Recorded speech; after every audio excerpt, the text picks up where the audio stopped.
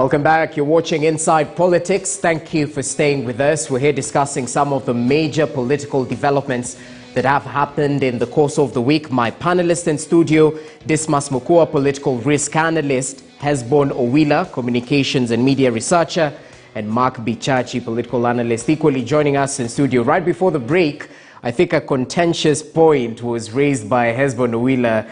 And Mark Bichachi, I definitely give you 1 minute or 2 minutes, perhaps, just to finalize on the different promises given by the political camps. Go ahead. Listen, we need to be very clear and decipher this correctly for the Kenyan public. Number one, there's a difference between a promise and a policy that is implementable and the imaginations of very cantankerous politicians who stand on podiums and promise anything.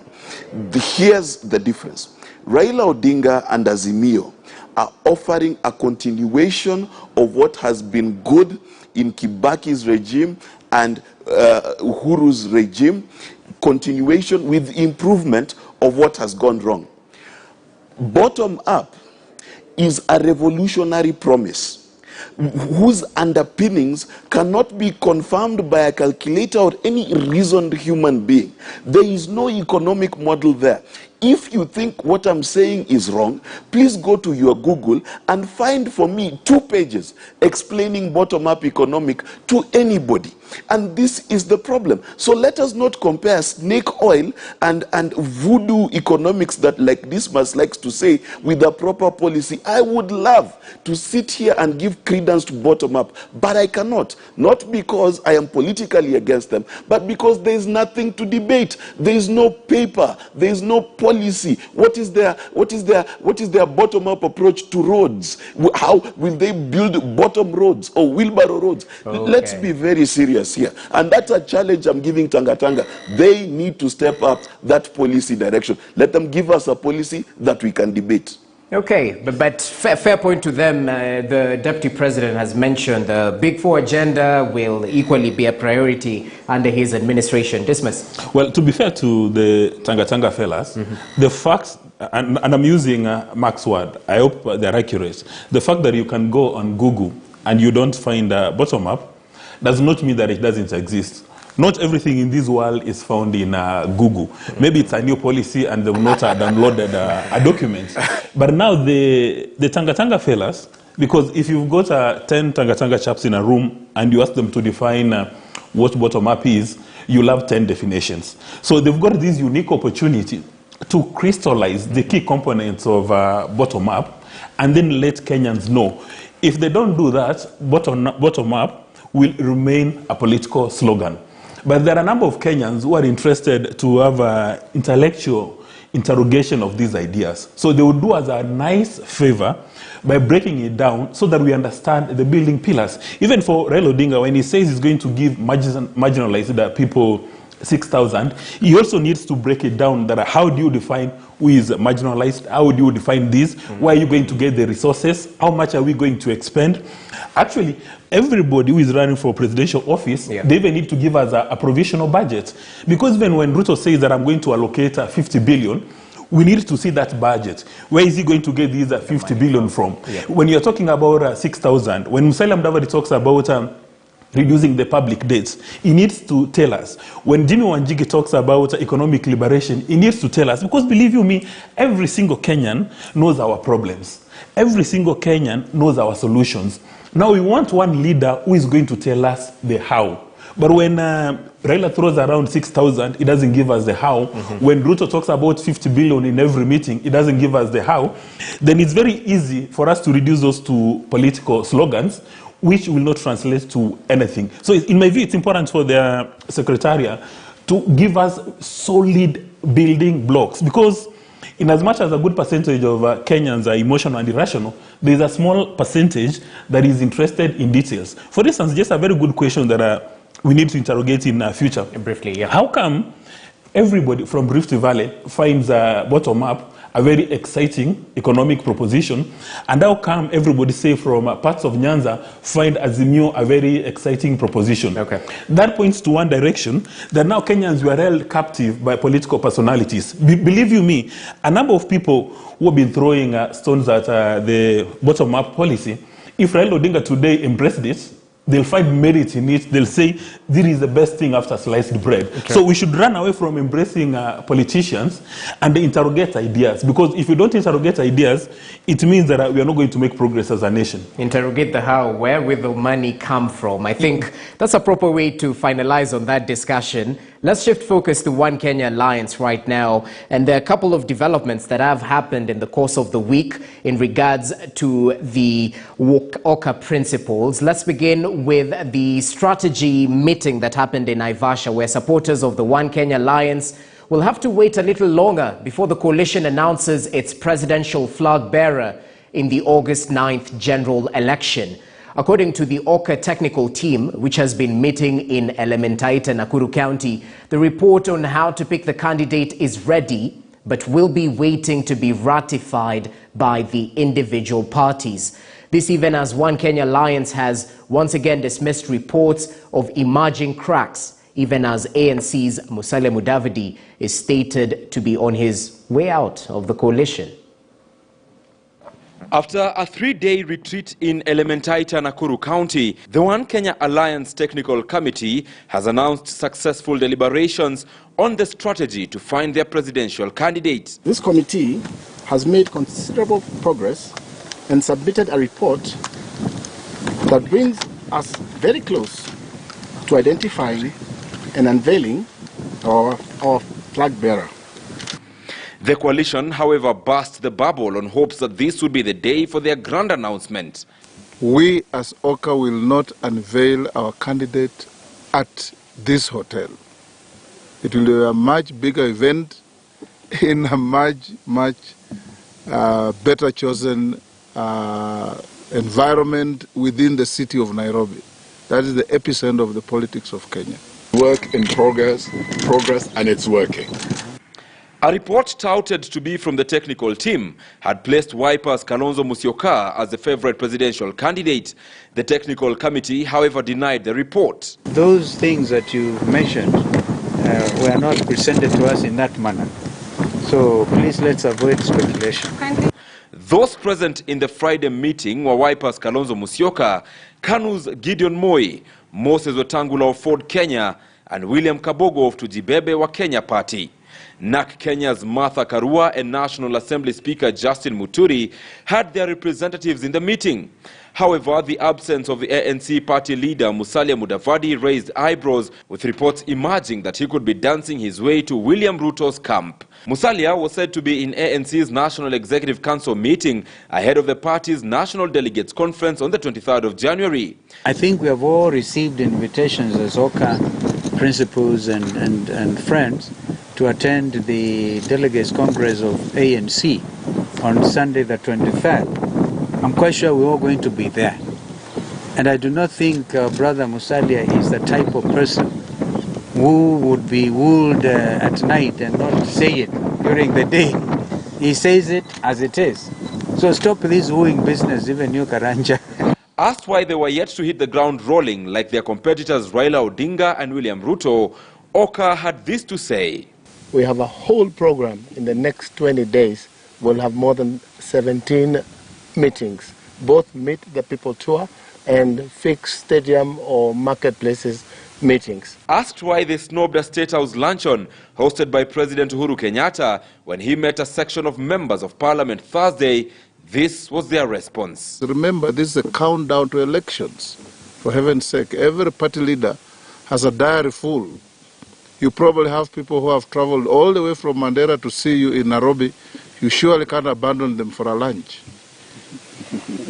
You have to attend to them because it's the future of your party. Ibrahim Karanja, KTN News.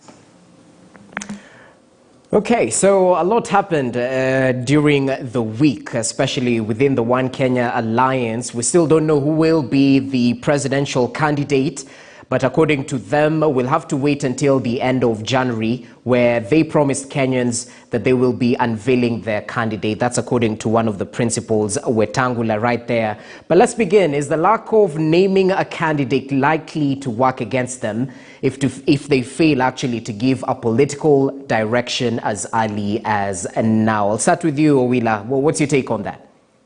I think it's for OKA, it's not even the lack of naming a presidential candidate.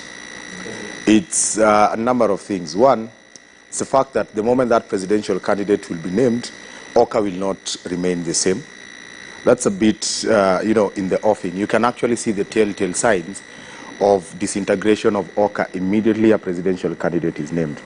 And then number two, the lack of having a presidential candidate in itself is not the problem. Their problem is, instead of narrowing down, they keep expanding. So we're no longer talking about three principles in OKA.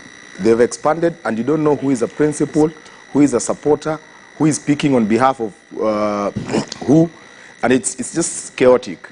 Now, from that press conference, if you want to understand the chaos, Senator Wetangula is talking about they will have this done by end of January. Then you have Governor, Kabogo talk about 17 meetings. So these 17 meetings, what are they going to discuss in these 17 meetings? And is it even possible to have 17 meetings between now and the end of January with the calendar that Senator Wetangula is talking about? So you realize that OKA would still just oscillate between boardrooms, hotels, and press conferences as they size each other, because that is essentially what is going on. Okay. And there seems to be, an angling towards either Azimio or the bottom up and the Hustler Nation. And I don't think there's boldness to decide that this is a direction that we are going by individual OKA principles. But let me say this, the tragedy that we see in OKA is, very unfortunate, because in a democracy like ours, you actually want to have so many contending ideas. And at the presidential level, you'd want to see very strong presidential candidates. And if OKA was to serve Kenya's democracy some, credit, you'd expect that they would give us that third force. I mean, you can't have guys from Mount Kenya, you can't have the entire OKA brigade and not have a formidable force. So the fact that they're denying us that opportunity to have a formidable force in itself tells you that these are not, people who are serious about their presidential bids. But coming down to what a presidential bid is all about, any principle in OKA is not worth its salt for the simple reason. Look at all the serious presidential candidates that we've had in this country. They've always rallied Kenyans along something substantive that captures the aspirations and imaginations of Kenyans. Uhuru in 2013, we saw what they did. In 2002, it was a bit obvious that Kibaki was offering a new consciousness in our political dispensation, and it was easy for him to galvanize other political leaders. It's the same thing that happened to Raila Odinga in 2007. Today, if you start analyzing each OKA principle, let us start with Musalia Mudavadi. You ask yourself, even if Musalia Mudavadi was to bring all these leaders together, what exactly is Musalia Mudavadi about? Nothing. Raila reinvented himself from BBI to Azimio. And there's a big thing about Azimio that irrespective of where you are in this country, you'll be thinking, by the way, we need to start having this aspiration as a one united country. And once we have that, it will translate in our economic activities, in our cultural activities. It will sanitize our politics. So you look at Kalonzo, you look at Mudavadi, you look at Wetangula, you look at Kabogo, and you ask yourself, what is it that they have that can bring Kenyans together? Absolutely nothing. Dismas Mukua, do you hold the same thought? Well, what stake do they bring in terms of the weight behind their presidential ambitions? And perhaps this is criticism that has also been fronted towards One Kenya Alliance in terms of less boardroom meetings and more meet-the-people engagements, even though we're in a digital era. Well, it's very interesting when you watch the Kenyan political space, and Azimio la Umoja as well as UDA, they want to offer One Kenya Alliance political strategy They even want to develop a calendar for them on what they're supposed to be doing, what they're not supposed to be doing. If you've read the works of Winston Churchill, the great British Prime Minister, he said, you are supposed to spend as much time as possible in the boardroom to refine your strategy. And you hit the ground running when you have your strategy ready. So one fails to understand why it's Azimio la Umoja and UDA worried about One Kenya's inability to hit the ground right now, as if they've got access to the strategy.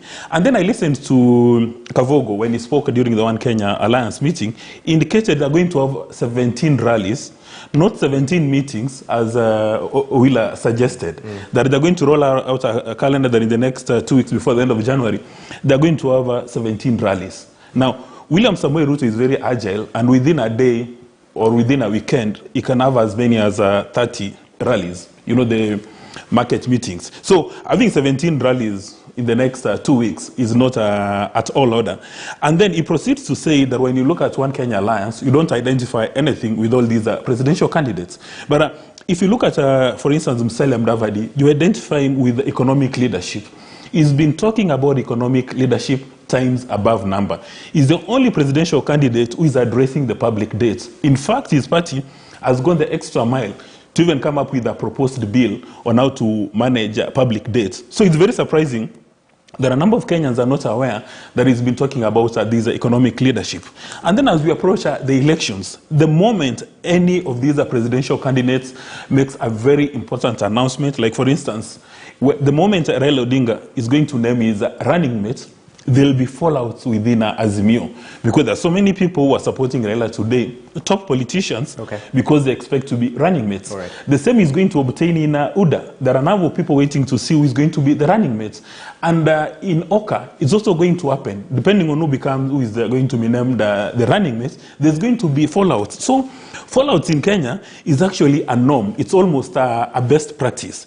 But to buttress that point, we must run away from these mentality that it's going to be a two-horse race, because we are beginning to condition Kenyans. You cannot spend hours on end conditioning Kenyans that it's going to be a two-horse race, and then on the same breath, you criticize somebody who is trying to come up and say, wait a minute, that they're going to be option. In my view, later, Musalia Mudavadi come up, Jimmy Wanjigi come up, Dida, anybody who wants to become president, let them present their ideas on the table so that we look at them. And to dismantle that position that you establish a politician's popularity by the number of rallies he's held. If you look at the US election, the current president hardly had any rally, and Trump had rallies on days on end. Now, with the digital space we are in Kenya today, my grandmother in the village is able to know real time what is happening today. For instance, my grandmother knows this morning that Ruto is going to Jacaranda and Musalia Mudavadi is going to Kisii. And she's going to get the messages, and lately they even do translation. So she'll get the messages in my mother tongue, and she'll have no challenge with us. Interesting. Bichachi, as you add your voice to the suspicions within One Kenya Alliance, let's equally talk about the Yatta Declaration, a 9-paragraph affirmation that sort of indicated that Kalonzo Musyoka has the blessings of the entire lower eastern region, perhaps except the 3 governors who in a way we can evaluate, because they vowed to boycott the former vice president, saying that he has let down the Kamba community and he does not stand a chance winning alone. What's the end game? You know, Jesse, that's an excellent question, and I cannot answer it without first digesting for the public what One Kenya is and isn't. One Kenya has decided to position itself and make itself the coalition that is not the 2 leading candidates. And that's a very dangerous thing, because in the public psyche, you're already admitting that you are number 3 kwenda chini. You're already admitting that, you know what, I'm running this race and I want to be a bronze medalist. The problem also is that the way, the lackadaisical way they're doing their politics, you know, when they're saying they will have 17 meetings in 20 days, and you have not been told already where the first meeting is. And it is this almost entitled way within which they want to run that, in my view, will cost them politically, and it will cost them dearly. Let me tell you, number one, in any political field, there are people who are biting at your heels to replace you. The idea that you imagine that you are going to ignore 3 governors within your locale and assume that it is not going to cost you is then to be unable to look at Wetangula, who's at your side, who is proof positive that you can be at the top of a party that was once a regional power in Western Kenya, and your sitting MP in your village comes from a different party. Let me tell you, these One Kenya principles need to be very clear that it is entirely possible that they are signing their political death certificates. It is entirely possible. Because Ngilu can replace Kalonzo, she can. Kivuta Kibwana can replace Kalonzo, she can. He can. And the same can be said of Alfred Mutua. When you go to Western Kenya, do not ignore the likes of Oparanya. So my advice to One Kenya, first, stop positioning yourself as this angry group of people who is jealous of the successes of William Ruto and jealous of the successes of Raila Odinga.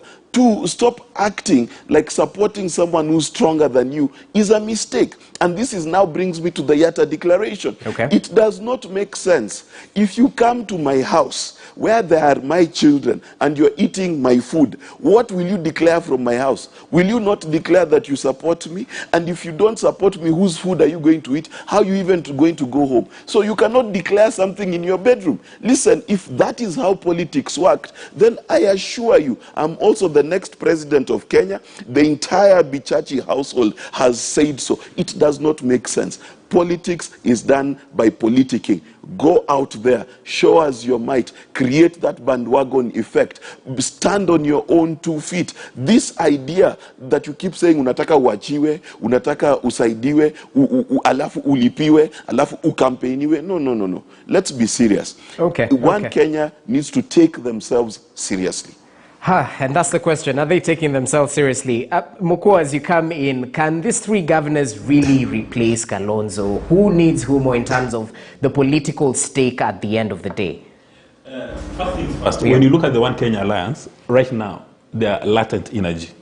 And they need to finalize those boardroom conversations as a matter of urgency and convert become kinetic energy. Because unfortunately for them, the bar has been set very high by Raila and Ruto, that your interest is going to be measured on how many political rallies you are doing. So maybe unless they come with a eureka moment or a black swan event, then they're going to be measured on the basis of Raila and Ruto. Now, when you come to this Yatta Declaration, the Yatta Declaration is a response to the Wiper NDC, where Kalonzo expected to gain a lot of momentum, but that one did not happen. Instead, what happened, Raila and Ruto have been invading his backyard and doing so many meetings, and the ground is beginning to shift. So essentially, the Yatta meeting yesterday is summoned all the top leadership of Lower Eastern to come and kiss the king's ring, for him to reaffirm his authority that I'm the regional kingpin. Now, these governors we are talking about, probability of them invading Kalonzo's territory and succeeding is almost 0. You even remember during the last Azimio meeting, which was held in Makueni, all the speakers said that Raila must establish opportunities of working with Kalonzo. They would not be asking him to do that if Kalonzo was a paper tiger. And it must be put on record that majority of the leaders from the governors, members of the National Assembly, senators, MCAs, most of them won because of their association with Kalonzo Musyoka. Even from those 3 counties where you have the governors, we've got a number of senators who got more votes than the governors. So in as much as you want to start putting a lot of theories, you will wish away Kalonzo at your own peril. Because unfortunately, we're in the tribalism space, and people want to be associated with their, for lack of a better word, what they would consider to be their regional leader. And those are the dynamics which are affecting One Kenya Alliance. Because you notice that from Thursday last week and Friday, there was information about simulations and permutations and combinations to the effect that Kalonzo would be the preferred preferred presidential candidate from One Kenya Alliance.